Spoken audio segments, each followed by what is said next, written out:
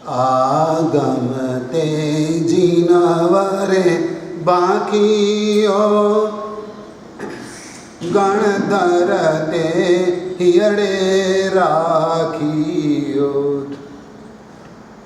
ते अनोरस जेणे चाखियो ते हुओ शिव सुख साखियो ते हुओ शिव सुख साखियो। यह आगम ग्रंथ का नाम है प्रश्न व्याकरणांग सूत्र। 11 अंग, उसमें से 10वां अंग, यानी कि 45 आगम ग्रंथों में 10वां आगम ग्रंथ। आज दिन तक हमने यहाँ तक का स्वाध्याय किया, कुछ चिंतन किया, कुछ मनन किया, भगवान की वाणी क्या है वह जानने का, समझने का प्रयास किया। अन्य धर्मियों के उपदेशक जो होते हैं उनसे भगवान महावीर की वाणी कितनी गहराई में जाकर अपने आप को छूती है वह आपको समझ में आया होगा। यदि आप पिछले 2-3 प्रवचन सुन चुके हैं, आगे के नहीं सुने हैं तो आप अवश्य सुनना है। और साथ में यही चैनल पे यानी कि नवग्रह आराधना धाम गोधरा यूट्यूब चैनल के ऊपर, फेसबुक के ऊपर और भी प्रवचन है। स्नात्र पूजा के ऊपर भी है, अंतराय कर्म की पूजा के ऊपर भी है। आप सुनेंगे तो आप समझेंगे धर्म क्या है। माध्यम चाहे कोई भी हो, आपको धर्म की प्राप्ति करना है। समय बदला है, अभी भी डिस्टेंट रखना जरूरी है, अभी भी मास्क पहनना आवश्यक है। आप समझते हो कि अभी बहुत कुछ क्लियर हो गया, फ्रीडम मिल गया, लेकिन नहीं। जिसने भुगता है और जिस परिवार के अंदर केसेस आए हैं उन लोगों को पता है कि क्या हाल होते हैं, और इसलिए सावधानी अभी भी बरतना आवश्यक है। और आजकल गवर्नमेंट सब खोलना छोड़ रही है और दूसरी तरफ आपको चेतावनी दे रही है कि थर्ड वेव आएगा। विवेक आपके ऊपर है और आपके विवेक के ऊपर ही आपको जीना है, और जो स्वयं के ऊपर काबू पाता है वही जी पाता है। धर्म भी स्वयं के ऊपर काबू पाने का ही सिखाता है। इस आगम ग्रंथ के अंदर 5 आश्रव द्वार की बात कही है और साथ में 5 संवर द्वार की बात कही है। संवर का मतलब यह है कि हमारी आत्मा के साथ जो कर्म घुल मिल जाते हैं, आत्मा के प्रति कर्म जो आकर्षित होते हैं, वह आने वाले कर्मों को रोकना है। कर्मों को रोकने का काम संवर करता है। तप करने से कर्मों की निर्जरा होती है, लेकिन जब नए कर्म आने का चालू ही है तो निर्जरा कितनी भी करो मोक्ष नहीं होगा। लेकिन एक तरफ संवर और दूसरी तरफ निर्जरा दोनों होगा तभी मोक्ष होगा। जैसे कि आपके ऊपर कर्जा है और कर्जा आपको मिटाना है, आप कर्जे से मुक्त होना चाहते हो तो नया कर्जा करना बंद करना पड़ेगा और जो कर्जा है वो थोड़ा थोड़ा चुकाना होगा, और तब जाके आप कर्जे से मुक्त हो पाओगे। ठीक वैसे कर्मों के कर्जे से मुक्त होना है तो संवर करना होगा, यानी कि नए कर्मों का हमारी आत्मा के तरफ आना रोकना होगा, और जो पुराने कर्म है वो पुराने कर्मों को क्षय करना होगा, उसकी निर्जरा करनी होगी, और तब जाके हमारा कर्जा समाप्त होगा और हम मुक्त हो पाएंगे। संवर के द्वार 5, जो आश्रव के द्वार है खुले, वो आश्रव के द्वार बंद करो, हो गया संवर। यानी कि हिंसा यदि आश्रव का द्वार है तो अहिंसा संवर का द्वार है। आपको अहिंसा का पालन करना है। सभी तीर्थंकरों का जो उपदेश है और वो उपदेश का यदि कोई भी सार है तो वह अहिंसा है। सभी धर्मों के अंदर भी जो उपदेश दिया गया है उनका सार तो अहिंसा है। कोई भी धर्म किसी को मारने का उपदेश नहीं देता है। हाँ ठीक है, उन्होंने वो उपदेश गौर से सुना नहीं, अध्ययन किया नहीं, जीवन में उतारा नहीं, लेकिन कोई भी धर्म हिंसा का उपदेश नहीं देता है। यदि कोई धर्म में हिंसा का उपदेश है तो वह अधर्म है, धर्म नहीं है।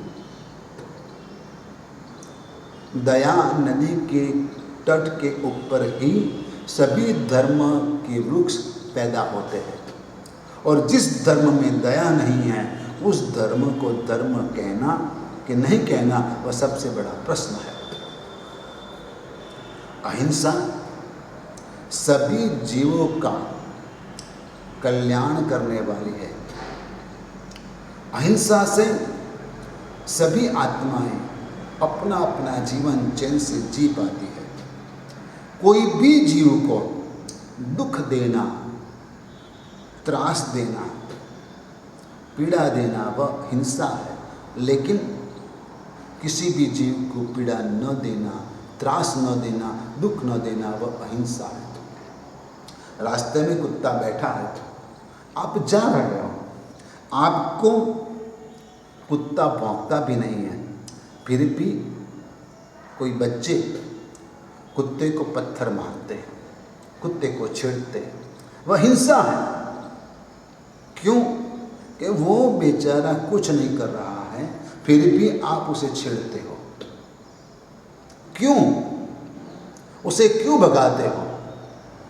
उसे क्यों हैरान करते हो? चींटी अपने रास्ते से जा रही है, आप बैठे हो, आप देख रहे हो, और आप चींटी के मार्ग के ऊपर बीच में उंगली रखते हो। क्यों उस जीव को पीड़ा दे रहे हो? उस जीव को क्यों त्रास दे रहे हो? यदि आपके रास्ते में कोई ऐसा करेगा तो आपको कैसा होगा? आप बाइक लेकर जा रहे हो और कोई पीछे से बाइक लेकर आएगा और स्पीड में आगे आके खड़ा रह जाएगा या तो आगे भगाने लगेगा, आपको ओवरटेक करेगा, आपको कैसा लगता? मत रोको किसी के रास्ते को। कोई भी जीव को पीड़ा मत दो, दुख मत दो, त्रास मत दो, उसे हैरान मत करो, वह अहिंसा है। और पंच महाव्रत जो है, श्रावक जीवन के 12 व्रत जो है, उसमें अहिंसा व्रत ही मुख्य व्रत है। बाकी के सभी व्रत अहिंसा की पुष्टि के लिए है। अहिंसा मुख्य व्रत है, अहिंसा परमो धर्म, अहिंसा ही परम धर्म है। बाकी सभी उसके पुष्टि के लिए व्रत बताए गए हैं। इससे अहिंसा की पुष्टि होती है। और इस आगम ग्रंथ के अंदर अहिंसा की महिमा बताने के लिए, अहिंसा का स्वरूप बताने के लिए उसके 60 पर्यायवाची नाम दिए हैं। अहिंसा किसे कहते हैं यदि जानना है तो उसके 60 पर्यायवाची नाम है। यानी कि आप आपके पिताजी को कभी पापा कहते हो, कभी डेड कहते हो, कभी और कुछ कह देते हो, लेकिन है तो वह पापा। ठीक वैसे बात तो अहिंसा की करनी है, लेकिन कभी उसे दया भी कह देते हैं।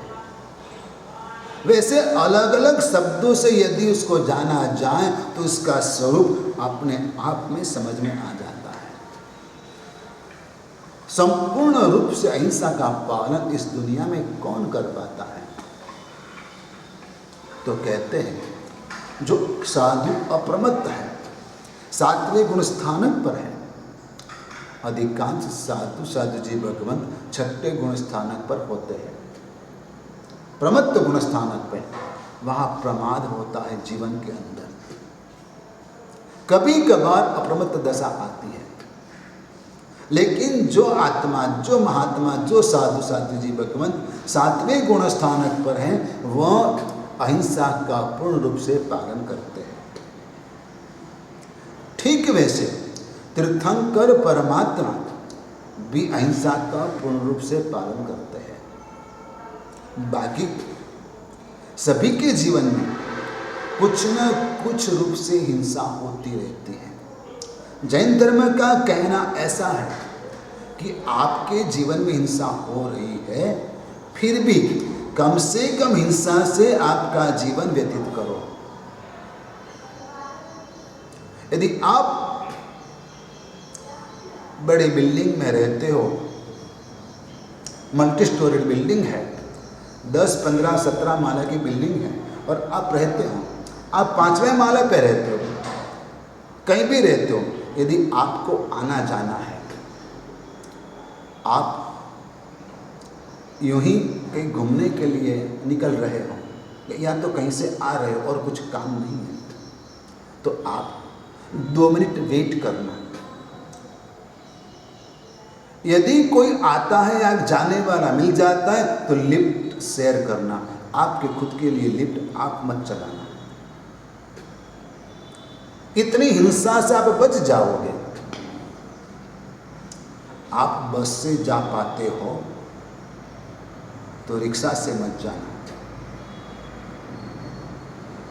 आप कार से मत जाना। यदि रिक्शा से जाना है तो संभवतः हो सके और उचित लगे तो शेयर रिक्शा का यूज करना। इतनी हिंसा आपको कम लगेगी, इतना पाप आपको कम लगेगा। कम से कम हिंसा से जीना है। भगवान महावीर को गौतम स्वामी जी ने प्रश्न किया कि प्रभु, जले जीवा, स्थले जीवा, आकाश जीव मालिनी, जल में जीव, स्थल में जीव, आकाश में यानी कि हवा में जीव, यदि सब जगह जीव है तो साधु कैसे अहिंसक रह पाएगा? भगवान महावीर ने उत्तर दिया, हे गौतम, जयम चरे, जयम भाषे, जयम भुंजंतो बासंतो पाव कम्मम न बंदे। साधु यदि जयनापूर्वक चलता है, जयनापूर्वक बोलता है, सभी कार्य यत्ना से, जयना से करता है, तो वह अहिंसक रह पाता है। यानी कि सावधानी से चलो, जहां तहां देखते हुए भटकते मन से न मत चलो, उपयोग रख कर चलो। कोई जीव बीच में आ तो नहीं जा रहा, वो देख कर चलो, बस आप बच जाओगे। यदि चलते चलते कोई जीव एकाएक आपके पांव के नीचे आ गया नहीं, यदि मर भी गया तो भी आपको इसकी हिंसा का दोष बहुत कम लगेगा, क्योंकि आप तो सावधानी से चल रहे थे। ट्रैफिक पुलिस खड़ा है और ट्रैफिक पुलिस देख रहा है कि आप भी गाड़ी चलाकर आ रहे हो, सामने वाला भी चलाकर आ रहा है, और टक्कर हो गई दोनों के बीच में। लेकिन ट्रैफिक पुलिस देखता है कि गलती किसकी है, और जिसकी गलती ज़्यादा है, जिसकी गलती है, उसे ज़्यादा डांटता है, उसे ज़्यादा पनिशमेंट करता है। आप तो अच्छे ढंग से ठीक से ही चला रहे थे गाड़ी। ठीक वैसे कर्मसत्ता भी यही देखती है कि आप तो सावधानी से चल रहे थे, वो जी एकाएक आ गया, डर का मारा आपके पांव के नीचे मर गया, लेकिन आपको इसका हिंसा का दोष कम लगता है। यदि धर्म इससे भी आगे की बात करता है कि आप चलने में सावधानी नहीं बरत रहे हो और एक भी जीव आपके पांव के नीचे आकर मर भी नहीं रहा है, मरा भी नहीं, फिर भी आपको हिंसा का दोष लगता है, क्योंकि आपने सावधानी नहीं रखी, यूं ही चलते गए बेफिक्र। वह गलत है। साधु को उपयोग से चलना चाहिए, उपयोग से बोलना चाहिए। कोई भी चीज़ लेना है, कोई भी चीज़ रखना है, तो भी उसमें उपयोग होना चाहिए। यदि रात्रि को सोना है, शरीर को थोड़ा सा आराम देना है, उस वक्त उसको करवट बदलना है, तभी भी वह प्रमाद ना करके करवट बदलेगा, नींद में भी। यह साधु का धर्म है, यह अहिंसक जीवन है। अहिंसा कितना बड़ा महत्व इन शासन में बताया है। और कहाँ इस आदम ग्रंथ के अंदर कि साधु के लिए भिक्षा की विधि भी ऐसी बताई है कि अहिंसक जीवन वह बिता सके। अहिंसक जीवन प्रणाली, अपने शरीर का निर्वाह करना है और इसके लिए भोजन लाना है, उसके लिए कपड़े लाना है, जो कुछ भी लाना है, भिक्षा में पानी लाना है, तो अहिंसक ढंग से वह लाएगा। वैसी जीवन मर्यादा साधु को भगवान ने बताई है और उसका अनुसरण आपको श्रावक जीवन में आंशिक रूप से करना है। आप साधु जीवन को देखो, नजदीक से देखो, बारीकाई से देखो कि जीवन क्या है। आप ऐसे पर्सन देखते हो, साधु के रूप से नहीं देखते हो, तब प्रॉब्लम खड़ा होता है। आप मेरे गुरु भगवान, उसके गुरु भगवान वे देखते हो, तब प्रॉब्लम खड़ा होता है। और मुझे पता है कि लोग अपने अपने गुरु भगवान को वंदन करने के लिए जाते हैं। तो आप कौन गुरु भगवान को वंदन करने के लिए जाते हो? कि जो आपके समाज के हैं, जो आपके परिवार से पहले पूर्व समय में रिश्ता रखते थे, वो उनके पास जाते वंदन करने के लिए। तो आप महावीर के साधु को वंदन करने के लिए जाते हो कि आपके साधु को वंदन करने के लिए जाते हो? आप किसको वंदन कर रहे हो? अपने गुरु भगवान आते हैं तो सब डिब्बे खुल जाते हैं, और कोई गुरु भगवान आते हैं तो एक दो डिब्बे ही खुलते हैं। क्यों? कहीं कोई जगह ऐसा भी होता है। आप वैयावच करने के लिए निकलते हो, पूरा ग्रुप और पूरा सामान लेकर जाते हो, लेकिन कौन गुरु भगवंत है वो देखकर आप अंदर से गाड़ी से माल निकालते हो। वैयावच के नाम से पैसा इकट्ठा करते हो, और जब बहराने के लिए जाते हो तो देखते हो कि कौन गुरु भगवान थे, कौन से समुदाय के हैं।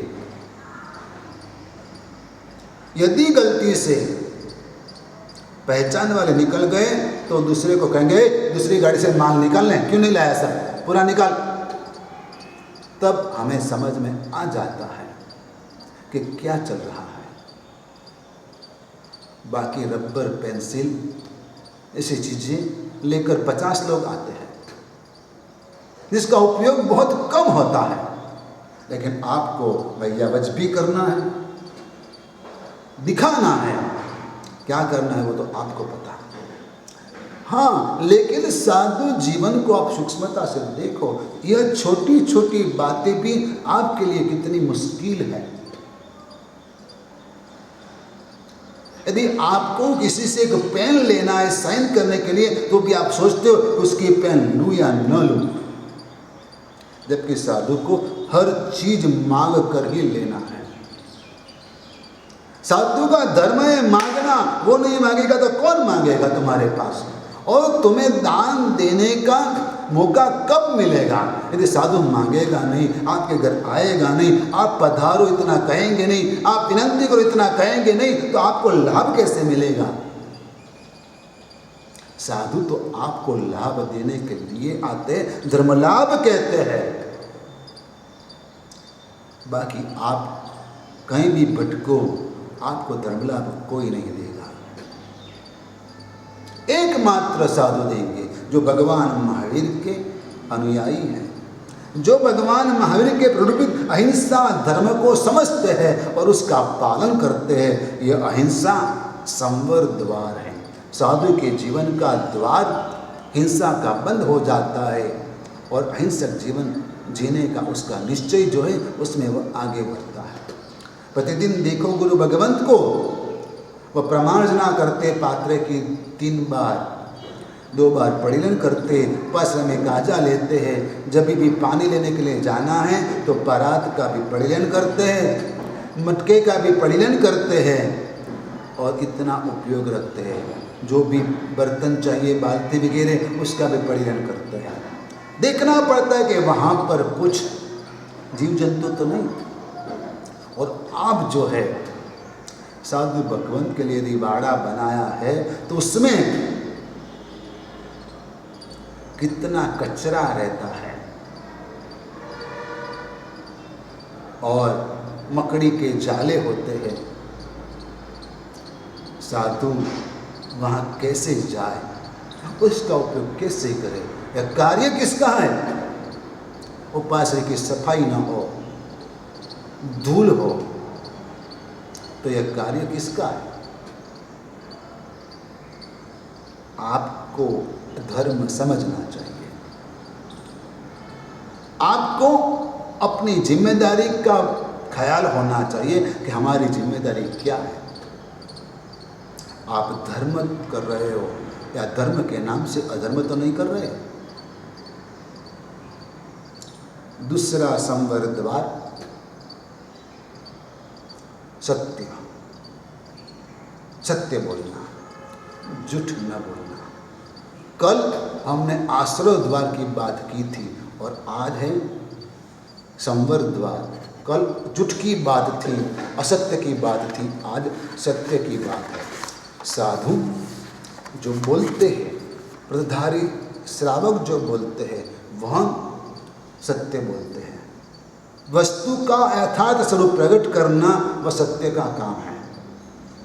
कोई भी चीज है, जैसे कि कपड़ा है या मोमबत्ती है, उसका यथार्थ स्वरूप प्रकट करना वह सत्य का काम है, उसे सत्य कहते हैं। लेकिन जो सत्य से दूसरे का अहित होता है वह बोलना नहीं चाहिए। जो सत्य बोलने से किसी का अहित होता है, बुरा होता है, तो वह नहीं बोलना चाहिए। सत्यवादी की सेवा देव भी करते हैं और सत्य के प्रभाव से यंत्र मंत्र सहज सिद्ध हो जाते हैं।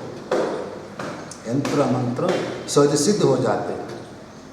लेकिन जो सत्य संयम का विघातक हो, जो सत्य में पाप मिला हुआ हो, जो सत्य पीड़ाकारी हो, जो सत्य किसी का राज खोलने वाला हो, जो सत्य किसी का राज खोलने वाला हो, जो सत्य अन्यायकारी हो, जो सत्य आत्म प्रशंसा करने वाला हो, जो सत्य परनिंदा करने वाला हो, वह सत्य बोलना वर्ज्य है। वह सत्य नहीं, असत्य ही है। सत्य तो भगवान के समान है। भगवान महावीर कहते सत्यम खूब एवं, सत्य ही भगवान है। तो सत्य जो भगवान तुल्य वह सत्य कैसा होता है? अहिंसा का पालन करने के लिए 5 समिति रूप भावना बताई है। ठीक वैसे यहाँ पर सत्य के पालन के लिए भी 5 भावनाओं समझनी जरूरी है। अनुविची भाषण, बोलना सबको आता है, लेकिन क्या बोलना, कब बोलना, वह सभी को नहीं आता है। बोलना तो सब कोई सीख लेता है, लेकिन चुप रहना सीखना भी बहुत जरूरी है। आप कहेंगे, गुजराती कहावत है, बोले ते नाम को वेचाए। लेकिन दूसरी कहावत भी है, न बोलवामा नवगुण, यानी कि बोलने में विवेक होना आवश्यक है। भगवान महावीर ने साधुओं को बोलने के बारे में बहुत कड़ी शिक्षा दी है, मार्गदर्शन दिया है। 5 समिति में भाषा समिति भी बताई है और 3 गुप्त में वचन गुप्ति भी बताई है। एक ही कार्य के लिए 2 कंट्रोल पावर है, क्योंकि उससे ही जो कुछ होता है वह हो जाता है। इसलिए बोलने में बहुत ही सावधानी बरतनी जरूरी है। अनुविची भाषण, उसका मतलब यह है कि आपको सोच के बोलना है, मैं क्या बोलूं। जैसे कि हम प्रवचन देते हैं तो सोचकर आते हैं कि हमें प्रवचन में क्या बोलना है। शिक्षक स्कूल में पढ़ाते हैं, उसको सोचना पड़ता है कि आज क्या पढ़ाएंगे, कौन सा लेसन लेंगे, ये क्लास में, वो क्लास में, तीसरे क्लास में, सब जगह जाना है, लेकिन कहाँ क्या पढ़ाएंगे उसको होमवर्क करना पड़ता है, सोचना पड़ता है। ठीक वैसे कहीं भी बोलो, बोलने से पहले सोचना जरूरी है कि मैं क्या बोलूं, सोचकर बोलना। दूसरी बात, गुस्से में कभी मत बोलना। यदि आपको गुस्सा आता है तो चुप रहो, बोलना मत। गुस्से में क्या बोलते हो वो पता नहीं चलता, इसलिए ध्यान रखना। तीसरी बात, किसी का कुछ ले लेने के लिए, हड़पने के लिए लोभ से न बोलना, लालच से मत बोलना। लालच में भी जो बोलता है वह झूठ ही बोल देता है। इसलिए लोभ लालच में आकर मत बोलना, क्रोध में मत बोलना। चौथी बात, जब आप भयभीत हो तो भय में मत बोलना। यदि आप भय से बोलते हैं तो भी झूठ बोल दोगे, इसलिए भय से भी मत बोलना। यह बात बहुत ख्याल रखना है। और एक बात, इसके ऊपर किसी का कंट्रोल नहीं है, मजाक में मत बोलना। मजाक में भी लोग झूठ बोलते हैं। मैं तो बस यही मजाक कर रहा था। आप हैरान हो गए इसकी बात सुनकर, लेकिन फिर आखिर वो कहेगा, अरे तू इतना सीरियस हो गया, मैं तो मजाक कर रहा था। लेकिन ये झूठ है, सत्य नहीं है। सत्य के पालन के लिए यह 5 बातों का ख्याल रखना जरूरी है। भगवान महावीर ने 5 संवर द्वार जो है वो 5 संवर द्वार के पालन के लिए, 5 महारत के पालन के लिए ऐसी अलग अलग 5 भावना बताई है। और आपको बताऊं, कोई भी धर्म के पास जाओ, अहिंसा के खिलाफ कोई कुछ नहीं बोल पाएगा, सत्य के खिलाफ कोई कुछ नहीं बोल पाएगा। अचौर्य, ब्रह्मचर्य और अपरिग्रह के खिलाफ कोई कुछ नहीं बोल पाएगा। क्यों? कि यह तो मेन फाउंडेशन है धर्म का। इसके बिना कोई धर्म हो ही नहीं सकता, चाहे कोई नाम उसका अलग अलग दे दे, बात तो यही आएगी। कोई उसे पंचशील कहे, कोई उसे पंच महाव्रत कहे, क्या फर्क पड़ता है? कोई फर्क नहीं पड़ता। कोई यम नियम कहे, चाहे कोई इसे महाव्रत कहे, कोई फर्क नहीं पड़ता। बात तो यही है। योग मार्ग के अंदर भी यम नियम की बात कही है। हिंसा, झूठ का त्याग, अहिंसा, सत्य का स्वीकार, सभी ने माना है और मानना ही पड़ेगा, क्योंकि सर्वज्ञ का बताया हुआ मार्ग परम सत्य है और इसकी राह पर सबको चलना ही होगा। हम भी उस राह पर चले, ऐसी मनोकामना से आज प्रवचन पूर्ण करते हैं। धर्मलाभ आशीर्वाद।